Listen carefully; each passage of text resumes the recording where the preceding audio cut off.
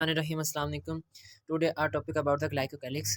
Glycocalyx से पहले मैं लास्ट वाला टॉपिक थोड़ा सा रिवाइज करवा देता हूँ। लास्ट में हमने रीड किया था कि बैक्टीरिया की सेल की शेप के बारे में। सबसे पहले हमने दो टर्मिनोलॉजीज रीड की थी। एक मोनोमॉर्फिक बैक्टीरिया होते हैं कि जो थ्रू आउट द लाइफ अपनी शेप को मेंटेन रखते हैं, और दूसरे बैक्टीरिया कौन से होते हैं? पॉलीमॉर्फिक बैक्टीरिया होते हैं जो अपनी लाइफ को चेंज कर लेते हैं। फिर हमने बैक्टीरिया को कई बेसिस पे हमने उसको डिवाइड किया था on the basis of their shapes. तो उसको हम क्विकली रिवाइज करते हैं उनको। हमने कहा था कि जो रॉड शेप बैक्टीरिया होते हैं उन्हें हम क्या बोलते हैं? बेसिलाई बोलते हैं। और जो ओवल शेप या स्फेरिकल शेप बैक्टीरिया होते हैं उन्हें हम कोक्साई बोलते हैं। और जो दूसरे ट्विस्टेड फॉर्म के अंदर होते हैं उन्हें हम क्या बोलते हैं? स्पाइरल बैक्टीरिया बोलते हैं। अगर कोक्साई जो होते हैं वो पेड़ के फॉर्म में पाए जाते हैं तो उसे हम डिप्लोकोक्साई बोलते हैं। अगर वो ग्रेप लाइक स्ट्रक्चर में पाए जाते हैं जिसमें मल्टीपल डिवीजन होती है तो उसे हम स्टेफिलोकोक्साई बोलते हैं। इसी तरह अगर उनमें 2 प्लेन ऑफ डिवीजन होती है तो 4 ग्रुप ऑफ बैक्टीरिया बनता है जिसे हम टेट्रा अरेंजमेंट बोलते हैं। अगर उसमें 3 प्लेन डिवीजन होती है तो उसे हम 8 ग्रुप ऑफ बैक्टीरिया बनते हैं जो कि क्यूब लाइक स्ट्रक्चर होती है जिसे हम सार्सिना बोलते हैं। इसी तरह बेसिलाई अगर सिंगल बेसिलाई था तो उसे हम अगर एक ही बेसिलाई है तो उसे हम सिंगल बेसिलाई बोलते हैं। अगर वो पेयर के फॉर्म में हो तो उसे हम डिप्लो बेसिलाई बोलते हैं।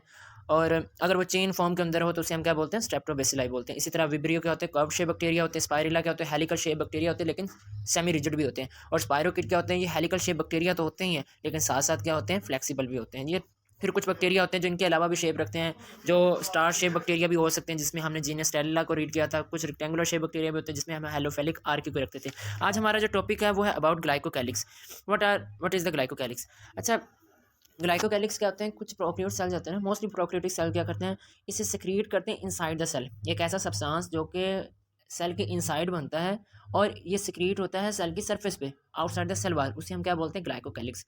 क्या हमने कहा ग्लाइकोकैलिक्स क्या होते हैं? कि मोस्टली सेल जो सिक्रीट करते हैं सब्सटेंस ऑन देयर सरफेस, उसे हम क्या बोलते हैं? ग्लाइकोकैलिक्स। सिक्रीट करते हैं वहाँ पर आउटसाइड, यानी कि सेल वाल के ऊपर सरफेस पे आप उससे सिक्रीट करते हैं, लेकिन ये बनता कहाँ पर है? सेल के इनसाइड बनता है। तो इस चीज़ को आपने याद रखना है। ग्लाइकोकैलिक्स की अगर हम कंपोजिशन देखें ना तो ग्लाइकोकैलिक्स दो चीज़ों से मिलकर बना हुआ है, एक पॉलीसेकेराइड और एक पॉलीपेप्टाइड्स। दो चीज़ों से मिलकर बना होता है। कौन कौन सी? एक पॉलीसेकेराइड से और दूसरा कौन सा? पॉलीपेप्टाइड। या दोनों हो सकते हैं। अच्छा, अगर ये ग्लाइकोकैलिक्स अभी हमने कहा कि ये सेल वाल के ऊपर सिक्रीट होता है, ठीक है, यानी सरफेस पे सिक्रीट होता है। अगर ये ऑर्गेनाइज फॉर्म के अंदर हो और सेल वॉल के साथ फिर्मली अटैच हो तो इसे हम बोलते हैं कैप्सूल। और अगर यही कैप्सूल ग्लाइकोकैलिक्स जो है ये डिसऑर्गेनाइज फॉर्म के अंदर हो और सेल वॉल के साथ लूजली अटैच हो तो इसे हम बोलते हैं स्लाइम लेयर। ग्लाइकोकैलिक्स अगर ये ऑर्गेनाइज फॉर्म के अंदर होता है और स्ट्रांगली अटैच होता है टू द सेल वॉल तो इसे हम क्या बोलेंगे? कैप्सूल। लेकिन अगर ये डिसऑर्गेनाइज फॉर्म के अंदर होता है और लूजली अटैच होता है टू द सेल वॉल तो इसे हम क्या बोलेंगे? स्लाइम लेयर बोलेंगे। अच्छा, अब आगे जस्ट मैंने कैप्सूल का अब आपको रोल बताना है, फिर हम कलेक्टिवली रोल पढ़ेंगे कि ग्लाइकोकैलिक्स का रोल क्या होता है। सबसे पहले हम इस कैप्सूल का रोल प्ले करते हैं कि कैप्सूल कौन सा रोल प्ले करता है। तो देखें, ये बैक्टीरिया को विरुलेंसी प्रोवाइड करता है, पैथोजेनिसिटी प्रोवाइड करता है। क्यों? ये कैप्सूल की वजह से ऐसे ही अगर हम मेडिसिन भी यूज़ करें तो उसके खिलाफ भी ये रेजिस्टेंस शो करता है। और साथ साथ किस तरह रेजिस्टेंस शो करता है कि ये उसे मॉर्फोजेनेस फैगोसाइटोसिस के अमल से बचाता है। फैगोसाइटोसिस के अमल में क्या होता है कि जैसे कि हमारे नॉर्मली हमारे बॉडी में क्या होता है कि कोई भी फॉरेन सेल या कोई भी पैथोजन हमारे सेल के अंदर इंटर होने लगता है तो हमारे इम्यून सेल्स जो होते हैं वो एक्टिवेट हो जाते हैं। हमारे ब्लड्स में एपीएस सेल्स होते हैं जो एक्टिवेट हो जाते हैं और वो जो फॉरेन ऑब्जेक्ट्स होते हैं वो उनके खिलाफ क्या करते हैं? रेजिस्टेंस शो करते हैं। तो ये वो बैक्टीरिया जिनके अंदर कैप्सूल प्रेजेंट होता है, उन कैप्सूल की प्रेजेंस की वजह से वो बैक्टीरिया जो होते हैं वो फैगोसाइटोसिस के अमल से बच जाते हैं। लाइक वो इसके एग्जांपल देता है बैसिलस एंथ्राकिस। ये हमने लास्ट लेक्चर में भी रीड किया था। ये एक जीनस का नाम होता है। ये एक डिजीज़ काज करवाता है, वो क्या होती है? एंथ्राक्स। तो उसके अंदर ये एबिलिटी किस तरह आती है बैसिलस एंथ्राक्स के अंदर कि वो एंथ्राक्स डिजीज़ कॉज करता है बिकॉज उसके अंदर उसका कैप्सूल प्रेजेंट होता है और वो कैप्सूल उसे पैथोजेनिसिटी प्रोवाइड करता है।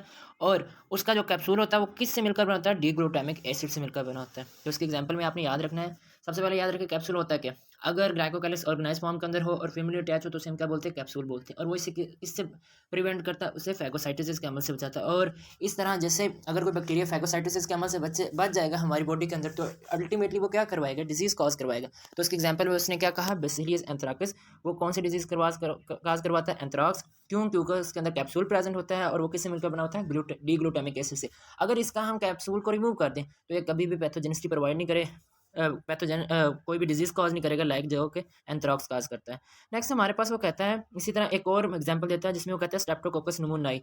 इसके अंदर भी कैप्सूल प्रेजेंट होता है और इसका जो कैप्सूल है वो पॉलीसेकेराइड से मिलकर बना होता है। और ये कौन सी डिजीज़ काज करवाता है? निमोनिया डिजीज़ कॉज करवाता है। तो अगर वो कहता है कि इसका अगर हम कैप्सूल को रिमूव कर दें तो ये कभी भी निमोनिया डिजीज़ कॉज नहीं कर सकता। और थर्ड इसमें एक और एग्जांपल देता है, वो कहता है क्लेबिसेला। ये क्लेबिसेला जो होता है इसके अंदर भी कैप्सूल प्रेजेंट होता है और इसका कैप्सूल जो होता है ये पॉलीसेकेराइड से मिलकर बना होता है। ये कहाँ पर क्लेबिसेला बैक्टीरिया कहाँ पर डिजीज कॉज करवाता है? ये हमारे रिस्पायरेटरी ट्रैक्ट में ना, हमारे रिस्पायरेशन के ट्रैक्ट वहाँ पर ये डिजीज़ काज करवाता है, वहाँ पर ये अपनी कॉलोनी बना लेता है। तो ये अगर क्लेबिसेला या स्ट्रेप्टोकोकस न्यूमोनियाई या बैसिलस एंथ्राक्स के अगर हम कैप्सूल को रिमूव कर दें तो ये कभी भी पैथोजेनिसिटी नहीं कॉज कर सकता, कभी भी ये डिजीज़ कॉज नहीं करवा सकता। और ये फैगोसाइटोसिस से भी क्यों बच जाता है? Because of its capsule. तो आई थिंक ये समझ आ गया होगा कि कैप्सूल क्या रोल प्ले कर रहा है। नेक्स्ट है कि ग्लाइकोकैलिक्स का ओवरऑल फंक्शन क्या होता है। तो देखिए ये बायोफिल्म की फॉर्मेशन में हेल्प करता है। अब बायोफिल्म की फॉर्मेशन से क्या मुराद है? बैक्टीरिया के किसी भी सरफेस के ऊपर अडहेयर हो जाना और वहाँ पर अपनी कॉलोनी बनाना और वहाँ पर अपनी रिप्रोडक्शन करना और अपने आप को कॉलोनाइज करना, इसे हम कहते हैं बायोफिल्म। समझ आई? किसी टारगेट बाहर किसी एक्स्ट्रा सेलुलर इन्वायरमेंट के अंदर वहाँ पर किसी बैक्टीरिया का अडहेयर करना और अडहेयर करके वहाँ पर अपनी कॉलोनी को बनाना, वहाँ पर रिप्रोडक्शन करना, उसे हम क्या बोलते हैं? बायोफिल्म।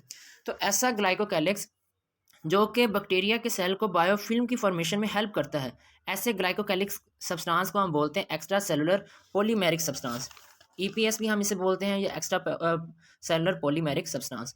अच्छा, नेक्स्ट वो बताता है कि एक्स्ट्रा पॉलीमेरिक सब्सटेंस क्या करता है। क्या फर्स्ट ऑफ ऑल इसको अगेन करें कि what is the extra cellular polymeric substance? कि वो ग्लाइकोकैलिक्स जो बायोफिल्म की फॉर्मेशन में हेल्प करते हैं उसे हम क्या बोलते हैं? ईपीएस बोलते हैं, ये एक्स्ट्रा सेलुलर पॉलीमेरिक सब्सटेंस। अब ये क्या करता है? सेल टू सेल अडहेरेंस में हेल्प करता है, एक सेल का दूसरे सेल के ऊपर अडहेयर हो जाना उसमें हेल्प करता है, और साथ साथ ये अटैचमेंट में हेल्प करता है। अब ईपीएस ही की वजह से, यानी कि इनके ग्लाइकोकैलिक्स की ही वजह से, क्योंकि ये अडहेयर होने की इनके अंदर प्रॉपर्टी है और बायोफिल्म बनाने की इनके अंदर प्रॉपर्टी है, तो ये एडवर्स इन्वायरमेंट के अंदर भी स्टे कर जाते हैं। लाइक रॉक्स के ऊपर भी ये अपने आप को वहाँ पर भी कॉलोनाइज करवा सकते हैं। और इसके एग्जांपल में वो कहते हैं स्ट्रेप्टोकोकस म्यूटेंट्स जो होते हैं ये एक डिजीज़ काज करवाते हैं जिसे हम बोलते हैं डेंटल कैरिस। ये हमारी टीथ की एक डिजीज़ होती है।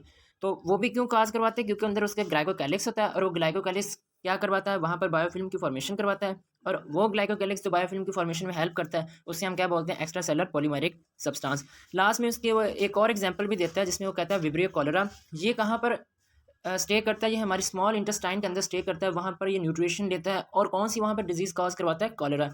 वहाँ पर ये अपने आप को कॉलोनाइज करवाएगा।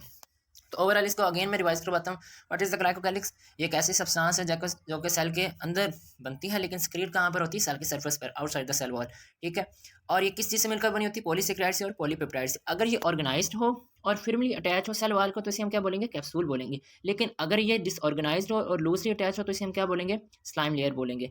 और कैप्सूल का क्या रोल है? कैप्सूल इससे पैथोजेनिसिटी प्रोवाइड करता है, साथ साथ इसे फैगोसाइटोसिस के प्रोसेस से बचाता है। और इसके एग्जांपल वो बैसिलस एंथ्राकिस देता है जो कि एंथ्राक्स डिजीज काज करवाता है। ये क्यों काज करवाता है? क्योंकि इसके अंदर कैप्सूल प्रेजेंट होता है जो कि किस चीज़ से मिलकर बना होता है? डी-ग्लूटामिक एसिड से। अगर इसका हम कैप्सूल को रिमूव कर दें तो ये कभी भी एंथ्राक्स डिजीज काज नहीं करवा सकता। लाइक इसी तरह नेक्स्ट एग्जांपल में वो कहता है स्ट्रेप्टोकोकस न्यूमोनियाई, जिस उनके अंदर भी कैप्सूल प्रेजेंट होता है, और उसका कैप्सूल किससे मिलकर बना होता है? पॉलीसेकेराइड से। और ये कौन सी डिजीज काज करवाता है? निमोनिया। ये भी निमोनिया डिजीज काज नहीं करवा सकता। शर्त क्या है? कि उसका कैप्सूल को रिमूव कर दिया जाए। लास्ट में वो क्लेबिसिला के बारे में बताता है जो कि आपके रिस्पायरेटरी ट्रैक्ट में कॉलोनाइज होता है, और इसके अंदर भी कैप्सूल प्रेजेंट होता है, और इसका कैप्सूल किससे मिलकर बना होता है? पॉलीसेकेराइड से। अब वो ओवरऑल ग्लाइकोकैलिक्स का फंक्शन बताता है कि ये बायोफिल्म की फॉर्मेशन में हेल्प करता है, और वो ग्लाइकोकैलिक्स जो कि बायोफिल्म की फॉर्मेशन में हेल्प करते हैं उन्हें हम ग्लाइकोकैलिक्स, उन सब्सटेंस को हम क्या बोलते हैं? एक्स्ट्रा सेलुलर पॉलीमेरिक सब्सटेंस, जो कि सेल टू सेल एडहेरेंस में और सेल को अटैचमेंट में मदद देते हैं। इसी वजह से वो एडवर्स इन्वायरमेंट में अंदर भी स्टे कर सकता है। लाइक हमारी टीथ के अंदर भी स्टे करते हैं कुछ बैक्टीरिया, जिसकी एग्जांपल में स्ट्रेप्टोकोकस न्यूमोनियाई और स्ट्रेप्टोकोकस म्यूटेंट्स कहते हैं, जो कि वहाँ पर कौन सी डिजीज हमारी टीथ के अंदर काज करवाता है? डेंटल कैरिस। और इसी तरह विब्रियो कॉलेरा जो कि हमारी स्मॉल इंटेस्टाइन के अंदर पाई जाती है। Let's move to slides. अब देखिए इसके पहले पैराग्राफ में वो सारा ग्लाइकोकैलिक्स के बारे में बताया गया कि ग्लाइकोकैलिक्स क्या है, ये किस चीज़ से मिलकर बना हुआ है। जेलेटिनस पॉलीमर लेयर होती है और इस सेल वॉल के बाहर पाया जाता है। पॉलीसेकेराइड और पॉलीपेप्टाइड से मिलकर बना हुआ है। फिर इसमें कैप्सूल का बताया गया, स्लाइम लेयर का बताया गया। नेक्स्ट वो कैप्सूल की वजह से कौन कौन सी डिजीज़ काज कर रहा है, और जो कैप्सूल है वो उससे फैगोसाइटोसिस के अमल से बचा रहा है। तो इसमें सारी की सारी वो एग्जाम्पल्स आएंगे। नेक्स्ट पैराग्राफ में भी वो उसी की एग्जांपल देता है जिसमें स्ट्रेप्टोकोकस न्यूमोनियाई है, उसके अंदर भी कैप्सूल प्रेजेंट है और उसका कैप्सूल किस चीज़ से मिलकर बना हुआ है। और एंड में वो क्लेबिसिला की एग्जांपल देता है। फिर वो ग्लाइकोकैलिक्स जो होते हैं वो कहाँ बायोफिल्म की फॉर्मेशन में हेल्प करते हैं, और वो ग्लाइकोकैलिक्स जो कि बायोफिल्म की फॉर्मेशन में हेल्प करते हैं उसे हम एक्स्ट्रा सेलुलर पॉलीमेरिक सब्सटेंस बोलते हैं।